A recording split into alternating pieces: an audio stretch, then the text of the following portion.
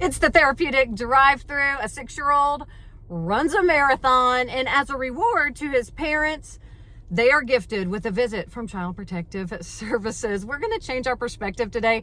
We're going to talk about what these parents did that's right. Okay, first off, let me say I am a runner. Up until the pandemic, I had a pretty good running streak going.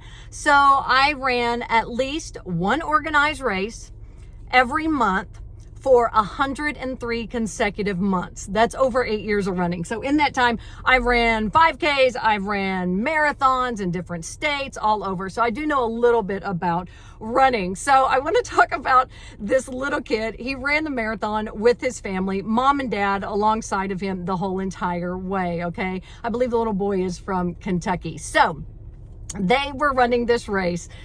They get done. And the story I was reading about it, apparently the person was not in favor of this kid running, because in the story, it makes the comment, the young child, after 20 miles, every 3 minutes, he cried and appeared to be emotionally distressed. And I thought, duh, every person I've ever known that's run a marathon, after mile 20, you cry every 3 minutes and you are emotionally distressed. So really not anything out of the ordinary with this kid in that case. And then I love that they said his parents bribed him with 2 cans of Pringles if he wouldn't give up.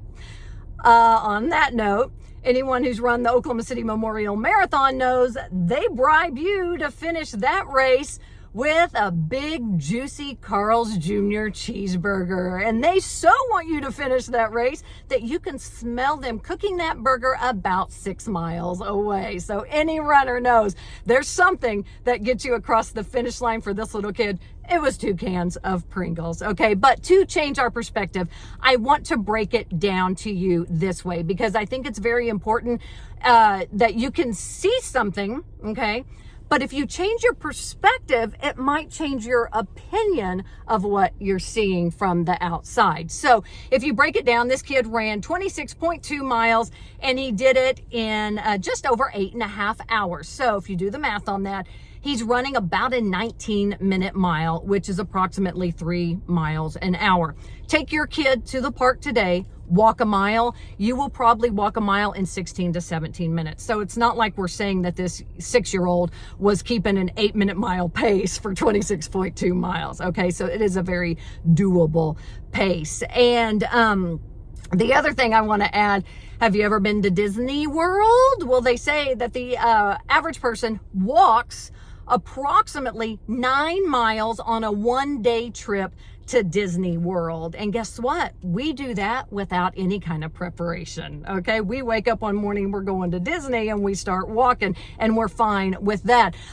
To get ready for a marathon, okay, you're training for 5 to 6 months, 3, 4, 5 times a week you're running during that time. It takes a lot of training to complete that task. You just don't wake up and go, hey, let's run a marathon. And this family is a very active family. They also have like a record for like a family hike up the Appalachian Trail. So it's not like this family wakes up and goes, let's run a marathon, when, our kid's been playing Roblox from the time he gets home from school till he goes to bed at night. Okay, that's not what happens.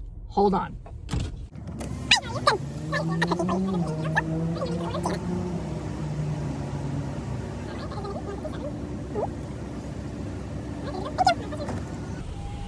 So I say all that to say this. Just because it's not something you would do doesn't make it wrong for someone else to do. Okay. We all don't behave the same way. All of our kids are not made to run marathons. They're absolutely not. My kids know nothing about NASCAR. Okay. Because that's just not what my family's into, but there are families who kids know a lot about NASCAR. Does that make it wrong? Absolutely not. Your kids are going to be involved in things that you are involved in. One time I was doing a race, and me and this like 8-year-old are basically running the same speed, run, walk. We're passing each other the whole race. As we kind of get toward the end, I can hear this kid tell his dad, he says, I'm just done. I'm just going to walk the rest of the way. And I stop I looked at that kid and I said, absolutely not. I said, you will not let me beat you on this race. Do you understand? And he looked at me and he just takes off running. Probably because he was scared. Like, why is a stranger talking to me? I don't know this lady. Anyway, after the race, he came up to me and he said, thank you for not letting me quit. And I kid you not, I just wanted to start bawling. That's all that kid needed, was a little bit of encouragement. So let me tell you what these parents did that was right. These parents sat down with their child and they said, this is the goal our child wants to do. He wants to run this marathon. So you know what we're going to do?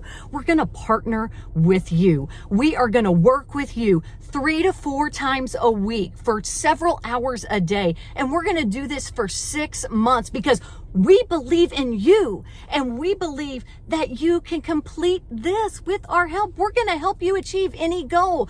What would happen in the world if every single one of us sat down with our kids and said, let's set a goal so big that you can't achieve it without help and love and support. And then we're going to be there to dangle Pringles in front of you to make sure that you achieve that goal. And you're going to feel so awesome and so proud of yourselves. We would live in a different world if we all did that with our kids. Am I right? Right. That's the therapeutic drive-through. You know the routine. We're hitting the meal delivery zone. So we got to cut this off for today. But remember, before you just give your opinion on something, change your perspective and see if it makes a difference. There you go. It's therapeutic drive-through. Remember all the like, share, follow, subscribe, all that kind of good stuff. Bye.